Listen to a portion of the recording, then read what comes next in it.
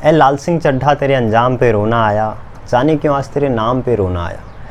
Friends, ये शकील बदायूनी का मैंने शेर पढ़ा था, मैंने थोड़ा एडिटिंग करी है, वैसे ये शेर है मोहब्बत तेरे अंजाम पे रोना आया। तो फ्रेंड्स, जब शकील साहब ने एक गज़ल लिखी होगी तो उन्होंने सोचा नहीं होगा कि ये गज़ल सिर्फ इश्क मोहब्बत करने वालों पे ही फिट बैठेगी, बल्कि आज के परिप्रेक्ष्य में ये गज़ल लाल सिंह चड्ढा पे बिल्कुल फिट बैठती है। अच्छा, लाल सिंह चड्ढा 7 डेज़ कलेक्शन सामने आ चुके हैं। 11 अगस्त को रिलीज़ हुई थी। 7 दिनों का टोटल बॉक्स ऑफिस कलेक्शन सिर्फ 50 से 55 करोड़ के आसपास में है। 6 डे जो बॉक्स ऑफिस कलेक्शन था वो सिर्फ 2 करोड़ के आसपास था। 7 डे जो बॉक्स ऑफिस कलेक्शन था वो भी 2 करोड़ के आसपास था। तो टोटल जो 7 दिनों का बॉक्स ऑफिस कलेक्शन है वो 50 से 55 करोड़ के बीच में है। 11 अगस्त रक्षाबंधन को रिलीज हुई थी Lal Singh Chaddha along with another movie named Raksha Bandhan starrer Akshay Kumar. तो 11 अगस्त को हॉलीडे था, उसके अगले दिन फ्राइडे, फिर सैटरडे, फिर संडे और उसके बाद मंडे यानी 15 अगस्त था तो नेशनल हॉलीडे थी। यानी कि एक पूरा वीक मिला था लाल सिंह चड्ढा को बेहतरीन प्रदर्शन करने के लिए, लेकिन बावजूद उसके लाल सिंह चड्ढा कोई अच्छा परफॉर्म नहीं कर पाई है, सिर्फ एवरेज परफॉर्मेंस कर पाई है। अमूमन इतने दिन मिलते नहीं है किसी भी मूवी को।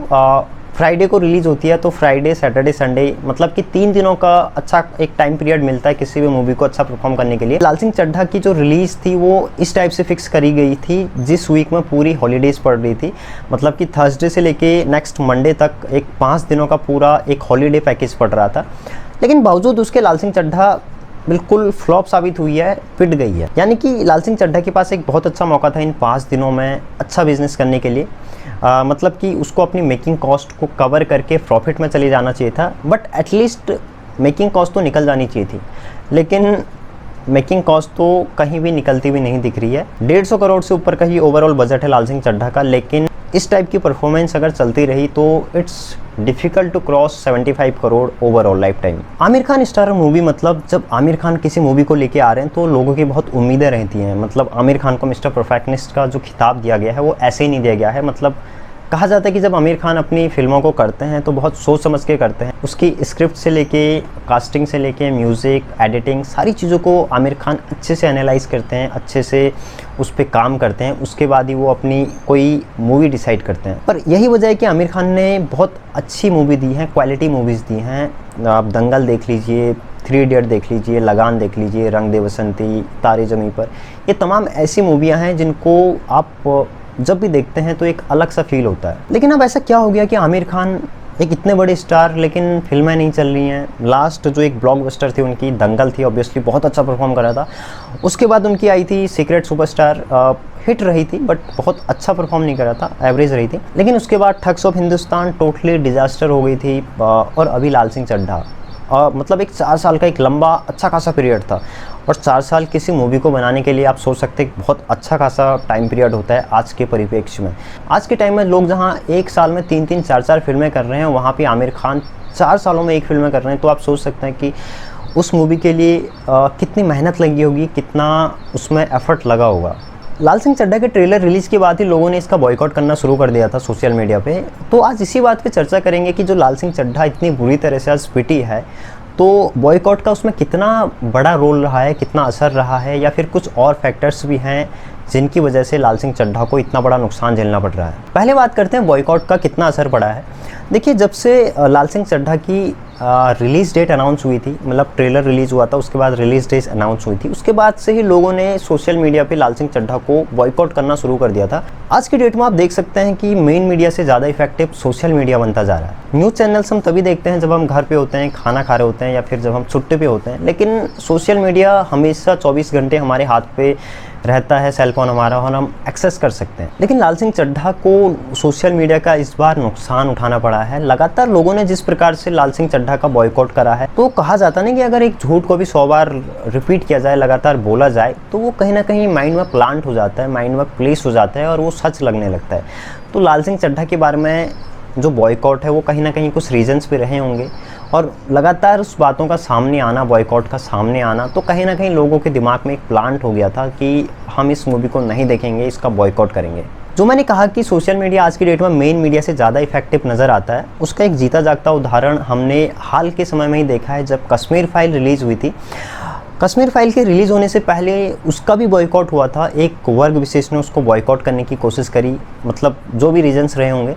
लेकिन मेजॉरिटी ऑफ पीपल ने कश्मीर फाइल को लेके बहुत पॉजिटिविटी दिखाई, पॉजिटिविटी के साथ बहुत ज़्यादा उसकी माउथ पब्लिसिटी करी, खुद ही कश्मीर फाइल को अपने हाथों में लिया और उसको सुपर हिट करवाने की जिम्मेदारी ले ली थी।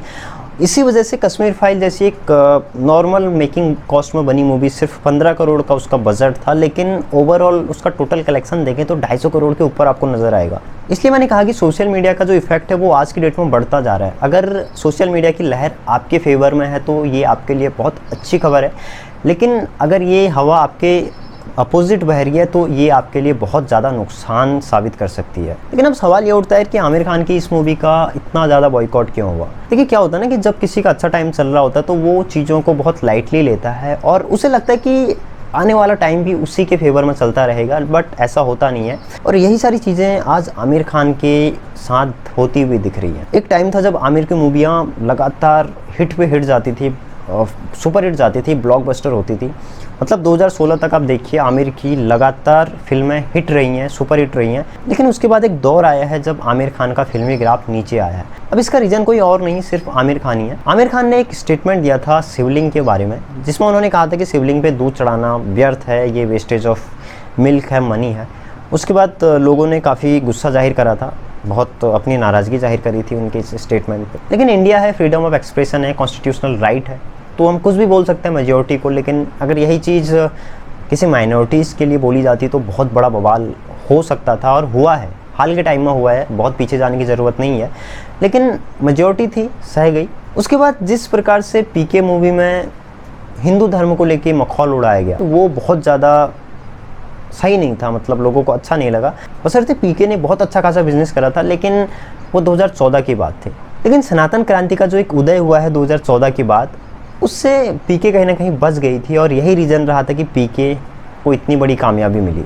और यही रीज़न है कि आज की डेट में अगर कहीं पे भी इस टाइप का कोई संवाद, कोई दृश्य दिखाया जाता है फिल्मों में, तो लोग उस पर ऑब्जेक्शन करते हैं, लोग उसका विरोध करते हैं और आने वाले टाइम में उसका बॉयकॉट करना शुरू कर देते हैं। इसके अलावा आमिर खान का एक और स्टेटमेंट था जिसमें उन्होंने कहा था कि भारत में इंटॉलरेंस बढ़ता जा रहा है, बढ़ता जा रहा है, और उनकी वाइफ को यहाँ पे रहने में ही डर लगने लग गया। तो अब लोगों ने सोचा यार, एक स्टार जिसको लोगों ने बनाया है, लोगों ने इतनी शोहरत दी है, इतनी दौलत दी है, तो आज इस स्टारडम पे जाके वो इस टाइप के कमेंट कर रहा है, तो लोगों को उनकी ये बात पसंद नहीं आई। उसके बाद एक मोह भंग सा होने लग गया। तो कहीं ना कहीं ये बेसिक रीजंस रहे हैं लाल सिंह चड्ढा के बॉयकॉट के।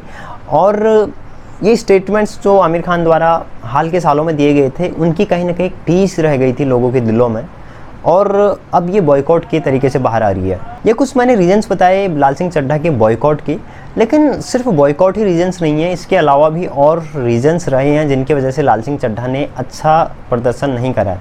उसमें पहला जो एक बड़ा पॉइंट है वो है रीमेक। देखिए हाल के सालों में रीमेक पे बहुत बड़ी चर्चा तो बॉलीवुड में होती चली आ रही है, क्योंकि रीमेक पे रीमेक जब बॉलीवुड में बनते आए हैं, लोग उससे फेडअप हो चुके हैं। तो लाल सिंह चड्ढा का एक रीमेक के तौर पे बनना लोगों के गले नहीं उतरा, लोगों ने उसको एक्सेप्ट नहीं करा, जिससे ये मूवी बहुत ज़्यादा अच्छा परफॉर्म नहीं कर पाई।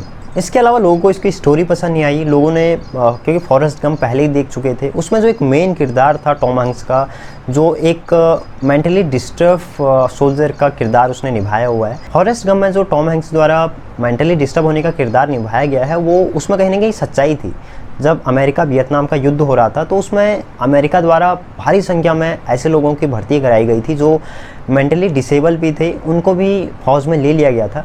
लेकिन लाल सिंह चड्ढा में यही चीज़ दिखाई गई है कि लाल सिंह जो चड्ढा है वो एक मेंटली डिस्टर्ब है, उसको इंडियन आर्मी में जगह मिली है, लेकिन इंडियन आर्मी में कभी भी ऐसे लोगों को नहीं लिया जाता, ऐसे लोगों को भर्ती नहीं कराया जाता। तो ये कहीं ना कहीं भारतीय सेना की इमेज को भी ख़राब करने का इस पर आरोप लगा है। इसके अलावा सिख कम्युनिटी ने भी इस पर आपत्ति जाहिर करी थी कि एक मेंटली डिस्टर्ब आदमी को सरदार के किरदार में दिखाया गया, और किसी भी मूवी का एक बूस्टर पॉइंट होता है उसका म्यूज़िक। लेकिन लाल सिंह चड्ढा के केस में ऐसा बिल्कुल भी नहीं है कि म्यूज़िक बहुत ही ज़्यादा कनेक्टिंग है, बहुत ही ज़्यादा अच्छा है। अरिजीत सिंह के कुछ गाने हैं, प्रीतम का म्यूज़िक है, लेकिन वही होता है कि स्टोरी के अकॉर्डिंग म्यूज़िक बनाना पड़ता है। तो कहा जा सकता है कि म्यूज़िक का बेनिफिट भी लाल सिंह चड्ढा को नहीं मिला है। तो ये कुछ कारण हैं जो आमिर खान की मच अवेटेड मूवी लाल सिंह चड्ढा को डुबो ले गई और लाल सिंह चड्ढा बुरी तरह से फ्लॉप होती हुई नजर आ रही है। तो फ्रेंड्स, अगर आप सोशल इश्यूज़ पे और इंटरेस्टिंग एनालिसिस देखना चाहते हैं तो इस चैनल को ज़रूर सब्सक्राइब करें, वीडियो को लाइक करें और बेल आइकन भी हिट करें ताकि आने वाली वीडियोज़ आप तक पहुँचती रहें।